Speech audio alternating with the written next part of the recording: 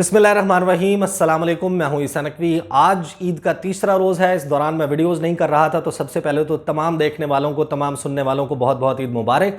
उम्मीद है आपका ये वक्त बहुत अच्छा गुजरा होगा। इस वीडियो में मैं बात करूंगा एक इंतहाई सीरियस डेवलपमेंट के हवाले से। बात पहले बयानात तक महदूद थी, लेकिन अब प्रैक्टिकल फेज़ का आगाज़ हो गया। अफगानिस्तान में पाकिस्तान के ख़िलाफ़ एक फितना सर उठा रहा है, और मैं आपको ये बता सकता हूँ कि अगर पाकिस्तान इस सारे मामले में इफ़ेक्टिव डिप्लोमेटिक और पॉलिटिकल स्टेप्स नहीं उठाता, एक मौसर सियासी और सफारती कोशिश नहीं की जाती, तो आने वाले दिनों में ये मसला पाकिस्तान के लिए, पाकिस्तानियों के लिए दर्द सर बनने जा रहा है। और इस सारे मामले का आगाज़ हुआ है पाकिस्तान और अफ़गानिस्तान के बॉर्डरिंग प्रोविंस नंगरहार से। इसकी तफसील पर आने से पहले मैं आपको ये बता दूं कि जब मैं ये वीडियो रिकॉर्ड कर रहा हूँ, आज 15 मई है, शाम के तकरीबन 7 बजे हैं। और वक्त और तारीख़ बताने का मकसद ये कि इस डेवलपमेंट को तकरीबन 48 से 60 घंटे गुजर चुके हैं, और अब तक पाकिस्तान के दफ्तर खारजा ने इस पर एक क्रिमिनल साइलेंस, मैं कहूँगा, वो इख्तियार की हुई है। और मैं मुजरिमाना खामोशी, एक सख्त लफ्ज़ है, इस वजह से कह रहा हूँ कि क्योंकि माजी में भी इस मामले पर अगर पाकिस्तान ने इफ़ेक्टिव डिप्लोमेटिक स्टेप्स उठाए होते तो आज, और सरफ नज़र ना किया होता तो आज ये मामला इस नहज पर ना पहुंचता। इस सारे मामले में दफ्तर खारजा खामोश है, main stream media as usual खामोश है, और तो और पाकिस्तान का सोशल मीडिया जो अमूमन बड़ा एक्टिव होता है, उस पर भी मैंने चंद एक लोगों के अलावा इस मामले पर, इस इंतहाई अहम मामले पर किसी को बात करते नहीं देखा। अफ़गानिस्तान ने तमाम हदें पार कर दी हैं। तकरीबन 5 रोज़ पहले पाकिस्तान के आर्मी चीफ़ और पाकिस्तान के DGISI अफ़गानिस्तान गए। उन्होंने काबुल में इंतहाई अहम मुलाकातें की। अफ़गानिस्तान के सदर अशरफ गनी से मुलाकात हुई, डॉक्टर अब्दुल्ला और उनका जो सिक्योरिटी अपरेटस है उसमें शामिल मेन लोगों के साथ मुलाकातें हुई। और इन मुलाकातों के बाद जो प्रेस रिलीजेस, बयानात सामने आए, उससे बड़े पॉजिटिव वाइब्स आ रही थी कि पाकिस्तान ने अफ़गानिस्तान की, जिसको मैं कहता हूँ कि डर्टी एंड गेम जिसका आगाज़ हो गया है, और इसमें ज़ाहिर है कि मुख्तलिफ ममालिक की इस्टेब्लिशमेंट्स और इंटरनेशनल इस्टेब्लिशमेंट बेसिकली इन्वॉल्व है, और एक प्रॉक्सी जंग है। मुख्तलिफ ममालिक एक दूसरे के ख़िलाफ़ अफ़गानिस्तान में सफ़ आ रहा है। इस सारे मामले में पाकिस्तान ने अपनी जो मदद है वो ऑफ़र की अफ़गान सदर को, अफ़गानिस्तान के हुकाम के सामने रखा कि इस सारे मामले में पाकिस्तान अफ़गान अमन अमल हो, और उसके बाद जो खाना जंगी के खदशात ज़ाहिर किए जा रहे हैं उसमें पाकिस्तान की तरफ से जो सिक्योरिटी ताउन हो सकता है उसकी यकीन दहानी पाकिस्तान की तरफ से करवाई गई। और इस सारे मामले के चंद रोज़ के बाद अफ़गानिस्तान में क्या हुआ,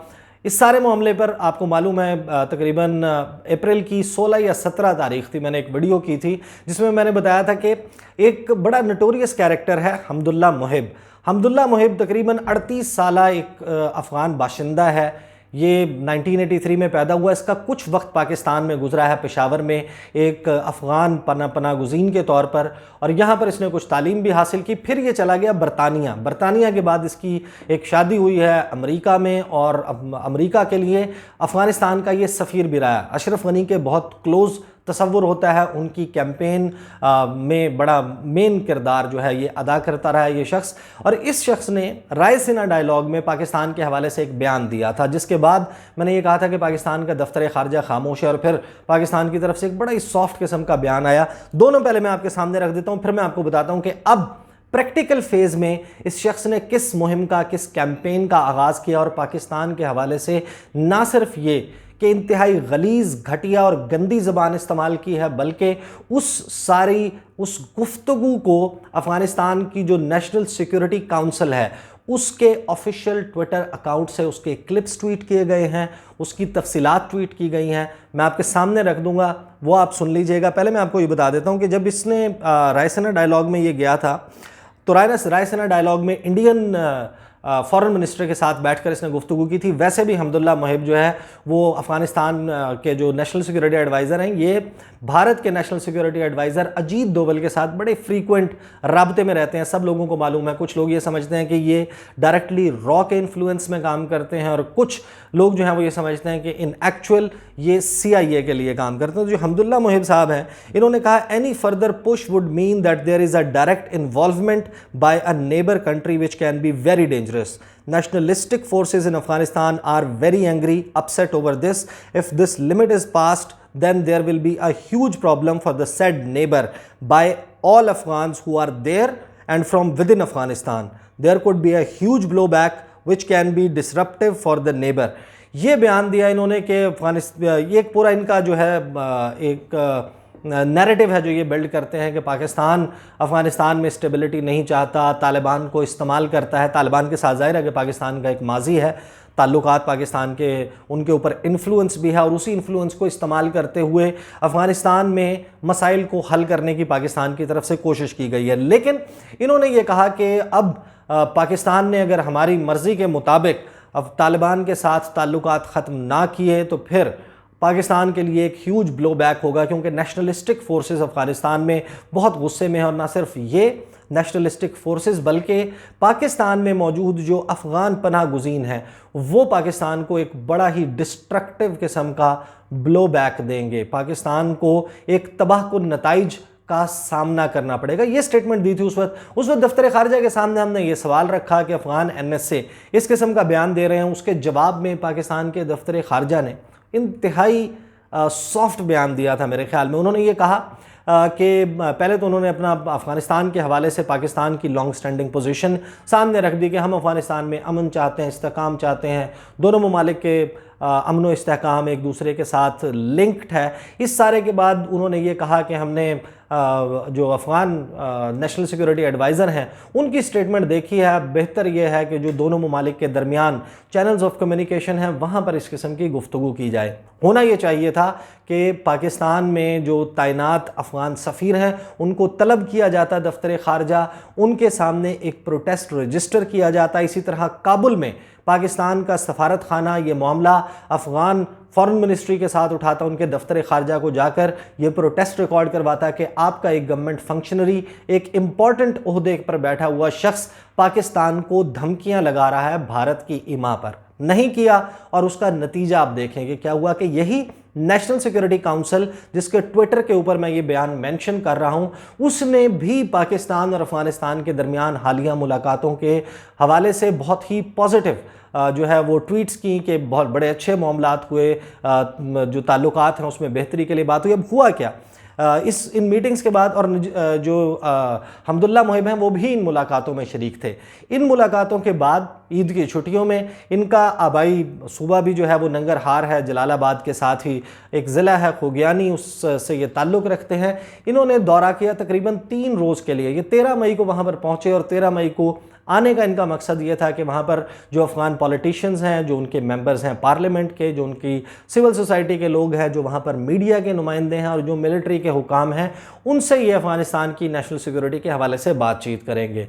इनको इकट्ठा किया गया और वहाँ पर इन्होंने एक तकरीर की। तकरीर इनके फेसबुक पेज पर मौजूद है, ट्विटर के ऊपर मौजूद है, और फिर उसके जो इक़्तिबासात हैं उनको ट्वीट किया गया इनके ऑफिशियल ट्विटर अकाउंट से भी और अफ़गानिस्तान की नेशनल सिक्योरिटी काउंसिल के ऑफिशियल ट्विटर अकाउंट से भी। मैं क्योंकि ये पश्तो में थी तो मैंने इसमें अपनी मदद ली। कुछ हमारे दोस्त हैं, कॉलीग्स जर्नलिस्ट, सुमेरा खान हैं, उनसे ताहिर खान जो एक्सप्रेस ट्रिब्यून में काम करते हैं, इस तरह एक और ताहिर खान हैं वो इंटरनेशनल मीडिया के लिए काम करते हैं। तो मैंने उनको कहा कि अब मेरी थोड़ी सी इसमें रहनुमाई फरमाएँ, क्योंकि जो ट्विटर का जो अब ख़ुद से ट्रांसलेशन होती है उसमें ज़ाहिर है कि वर्ड टू वर्ड मीनिंग तो सामने होता है लेकिन कॉन्टेक्स्ट वाज़े नहीं होता। मैं आपको बता देता हूँ इन्होंने वहाँ पर गुफ्तगू क्या की और फिर पाकिस्तान इसके हवाले से क्या कर रहा है और क्या करना चाहिए। अब ये 13 मई को ये सारा मामला हुआ था। नेशनल सिक्योरिटी काउंसिल के जो एडवाइज़र हैं हमदुल्ला मोहिब वो नंगरहार पहुँचे। उन्होंने वहाँ पर जो दौरे के दौरान इन्होंने खिताब किया है उसमें मेन 5 से 6 पॉइंट्स हैं, मैं आपको बता देता हूँ। एक उन्होंने कहा कि मैं, अब वो एक्सप्लेन कर रहे थे पहले अपनी तकरीर के आगाज़ में कि मैं आता जाता रहता हूँ, वक्त कम होता था, आपसे मुलाकात का चांस नहीं होता था, लेकिन आज मैं आया हूँ एक तवील दौरे पर और मैं चाहता हूँ कि आपके सामने ये सारा मामला रखूँ पाकिस्तान के हवाले से। अफ़गानिस्तान से फ़ॉरेन फोर्सेस निकल रही हैं और उनके निकलने के साथ कुछ इक़्तिसादी मुश्किलात पेश आएंगी अफ़गानिस्तान को, लेकिन उन मुश्किलात को हल करने की अफ़गानिस्तान भरपूर सलाहियत रखता है। जिस तरह हमारे दुश्मन, अब ये इशारा पाकिस्तान की तरफ था, जिस तरह हमारे दुश्मन अपनी गुर्बत के हालत में हमारे ख़िलाफ़ हमारे दुश्मन पाल सकते हैं तो हम भी ऐसे कर सकते हैं। पहली धमकी उन्होंने ये कहा है कि क्योंकि अब ये उनका नैरेटिव है, उन्होंने ये कहा कि क्योंकि आप पाकिस्तान यहाँ पर तालिबान को रखता है, उनको पालता है, तो हम पाकिस्तान के ख़िलाफ़ जो फोर्सेस हैं उनको अफ़गानिस्तान में पालेंगे। मतलब यही निकलता है, कम से कम मुझे यही समझ आता है। फिर उन्होंने कहा कि मैं जिस दफ्तर में बैठता हूं उस दफ्तर में रोज़ाना की बुनियाद पर इंटरनल और एक्सटर्नल एजेंसियों की मालूमात मेरे सामने पेश होती हैं। इन मालूमात की बुनियाद पर हालात बिल्कुल वाज़ेह हैं कि हमारे हमसाया मुल्क पाकिस्तान चाहता है कि अपनी सरहदों को अपने ग़ुलामों के ज़रिए बढ़ाएं और अपने पिट्ठू अफ़गान तालिबान हमारे ऊपर मुसल्लत करें। अब ये इल्ज़ाम है कि पाकिस्तान अपनी बाउंड्रीज़ एक्सटेंड करना चाहता है, अफ़गानिस्तान पर कब्ज़ा करना चाहता है, और ये एक सीनियर पोजीशन पर, एक सीरियस पोजीशन पर बैठा हुआ अफ़गान ऑफिशियल एक प्राइवेट मीटिंग में नहीं, पब्लिकली ये बात कर रहा है। उसके बाद वो कहते हैं कि जिस तरह अंग्रेज़ शाह शुजा और रंजीत सिंह के ज़रिए हमारी सरहदों को पर कब्ज़ा करना चाहते थे और शाह शुजा तो नाकाम हुआ, लेकिन रंजीत सिंह के ज़रिए उन्होंने हमारे इक्तसादी मरकज़ पेशावर पर कब्ज़ा कर लिया, जिसमें उन्होंने पश्तूनों पर मुख्तलिफ़ किस्म के मज़ालिम ढाए जो तारीख़ का हिस्सा हैं। अभी फिर हमारे दुश्मन ने हमारे कबायली इलाका जात को कब्ज़ा कर लिया है और चाहते हैं कि अपने कब्ज़े को और बढ़ाएं। अब ये पाकिस्तान की जो सरहदात हैं, आपको मालूम है कि वो ड्यूरेंट लाइन को तस्लीम नहीं करते। उनका क्लेम, वो कहते हैं कि अटक तक जो है ना वो अफ़गानिस्तान है। खैर, उन्होंने ये बात की। फिर उसके बाद उन्होंने कहा कि मेरा पैगाम इस ग्रुप को है, तालिबान, अफ़गान तालिबान की बात कर रहे थे। उन्होंने कहा मेरा उनको पैगाम है कि कि जिनको हमारे दुश्मन ने जिहाद के नाम पर वर्गलाया है, यानी तुम लोगों को वर्गलाया है और तुम्हारे बड़ों को पैसे, बंगले के ज़रिए, गाड़ियों के ज़रिए ख़रीदा गया है, ये हमारा हमसाया, हमारा दुश्मन, ये कभी तुम्हारा दोस्त नहीं बन सकता। उससे अपना रास्ता अलग कर लें। जो लोग वतन की मोहब्बत रखते हैं वो पाकिस्तान से अलहदा हो जाएं। फिर उसके बाद उन्होंने कहा कि हमारा दुश्मन वाज़े है, हमारा हदफ, हमारा टारगेट वाज़े है। ये हमारे मुल्क को दारुल हर्ब कहते हैं, यानी कि बैटल ग्राउंड आप कह सकते हैं, बैटल ग्राउंड, मैदान जंग कहते हैं। और आपके अपने जो इन लोगों का आइन है अफ़गानिस्तान का, उसको कुफ्र कहते हैं, उसको तस्लीम नहीं करते और अपने आइन को इस्लामी कहते हैं। हमारे मुल्क के मसाजिद, मदारिस और उलमा के ख़िलाफ़ जिहाद फ़र्ज़ समझते हैं और अपने हीरा मंडी में जिहाद नाजायज़ समझते हैं। ये हमारे दुश्मन पाकिस्तान के लिए। फिर मैंने इसके ऊपर ताहिर साहब से पूछा कि ये जो लफ्ज़ इस्तेमाल किया है, ये स्पेसिफ़िकली आपको मालूम है कि हीरा मंडी क्या है, मैं उसको एक्सप्लेन नहीं करूँगा। लेकिन उन्होंने कहा कि ये जो अफ़गान कुछ लोग हैं जो बहुत ज़्यादा फनेटिक हैं अपने मीडिया के ऊपर भी, और जिनके जो ऑफिशियल्स हैं, अब्दुल्ला मुहिब भी एक मरतबा पहले ये लफ्ज़ इस्तेमाल कर चुके हैं। ये पंजाब को और पाकिस्तान को जब रेफ़र करते हैं, जब इसके हवाले से बात करनी हो तो तशबीह देते हैं हीरा मंडी से। और ये शख्स जो है ये नेशनल सिक्योरिटी एडवाइज़र है। मैं दोबारा रिपीट करूँगा, एक इंतहाई ज़िम्मेदार ओहदे के ऊपर बैठा हुआ अफ़गान ऑफिशियल है जो डायरेक्टली रिपोर्ट करता है अफ़गान सदर अशरफ गनी को, जिनको हम दौरों की दावत दी जा रही है पाकिस्तान की तरफ से। उनके जो फ़ॉरेन मिनिस्टर हैं हनीफ अतमर, उनको दौरों की दावत दी जा रही है। अभी शाह महमूद कुरैशी का भी इस तकरीर के बाद उनसे टेलीफोनिक रब्ता हुआ, लेकिन उस प्रेस रिलीज़ में भी नहीं शामिल कि शाह महमूद कुरैशी ने यह मामला हनीफ अतमर के साथ उठाया हो।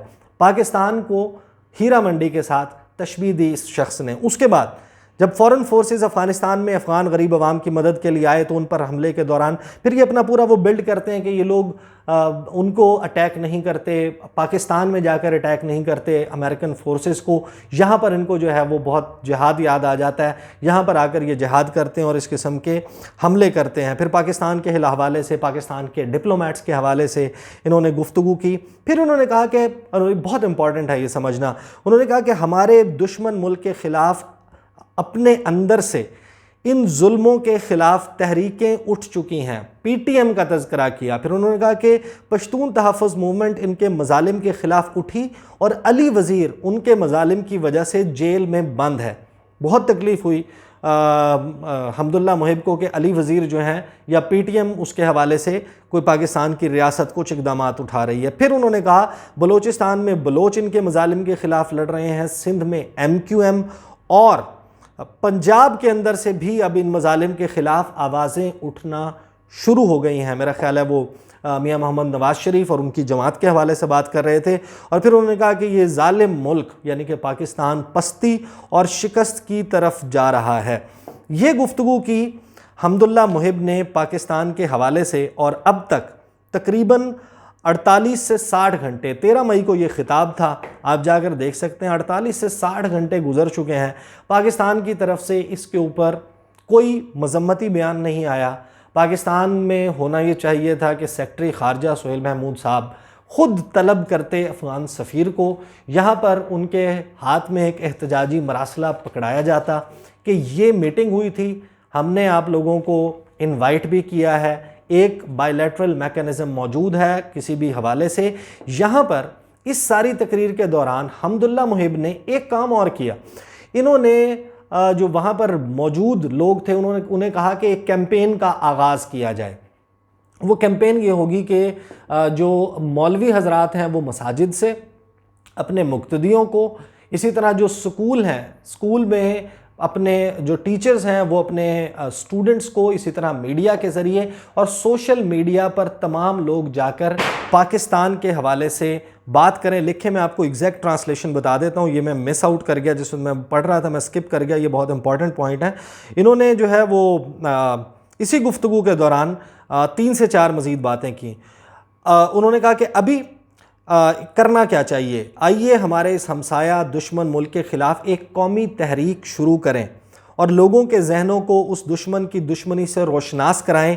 कौमी लीडर अपने कौम को समझाएं, उलमाए कराम मसाजिद में अपने मुक्तदियों को, असातिज़ा स्कूल और मदारिस में अपने शागिर्दों को, सिविल सोसाइटी वाले अपने मुतल्लिका लोगों को और सोशल मीडिया वाले मीडिया के ऊपर लोगों को समझाएं और अपना दुश्मन उनके सामने पेश करें। और ये काम नंगरहार से शुरू करके तमाम अफ़गानिस्तान में फैलाया जाए, क्योंकि नंगरहार के लोगों में ये सलाहियत मौजूद है।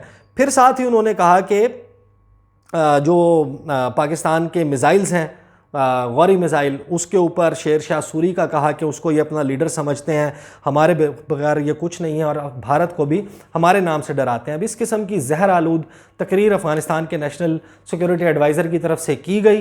पाकिस्तान ने अब तक इसके ऊपर कोई बयान नहीं दिया। तलब करके उनको एहतजाजी मरासला देना चाहिए था, पॉलिटिकली डिप्लोमेटिकली ये इशू उठाएं, वरना जिस मुहिम का आगाज़ हम्दुल्लाह मुहिब ने कर दिया है तो फिर इसके नताइज बहुत खौफनाक होंगे, ख़तरनाक होंगे। यहाँ पर मौजूद जो पनाह गुज़ीन हैं वो पाकिस्तान का क्या हाल करेंगे। ये तो कैंप्स में भी नहीं रहते, ये नॉर्मल सेटलमेंट्स में रहते हैं। पाकिस्तान में जितनी सहूलत इनको मिली हुई है, सर आंखों पर बिठाया गया इनको, ये यहाँ पर कारोबार भी करते हैं। कुछ लोग हैं जो कैंप्स में रहते हैं, ज़्यादातर आबादी जो है वो इवन डॉक्यूमेंटेड नहीं है। ईरान की मिसाल ले लें, ईरान में जो कैंप्स मौजूद हैं जहाँ पर मुहाजिरीन हैं, वहाँ पर ज़्यादा मुहाजिरीन की तादाद अफ़गानिस्तान से है, कुछ इराक़ के मुहाजिरीन हैं और कुछ जो है वो हज़ारा कम्युनिटी के मुहाजिरीन हैं जो अफ़गानिस्तान जो ईरान में मौजूद हैं। आप जाकर उसको चेक करें कि किसी शख्स को कैंप के डेजिग्नेटेड एरिया से बाहर जाने की इजाज़त नहीं होती और यहाँ पर ये खुलेआम फिरते हैं, जासूसी का नेटवर्क चला रहे हैं, क्या कर रहे हैं। इसके हवाले से हुकूमत को क्या पॉलिसी रखनी चाहिए, आप अपने कमेंट बॉक्स में भी लिख सकते हैं। मैं उस सारे मामले के ऊपर बात करता रहूँगा। अगेन ये एक डेवलपिंग स्टोरी है अफ़गानिस्तान की सूरत हाल, इसको मैं अपने चैनल पर फॉलो करता रहूँगा। अगली वीडियो में इंशाल्लाह आपके साथ मुलाकात होगी। मुझे इजाज़त दीजिए, अल्लाह हाफ़िज़।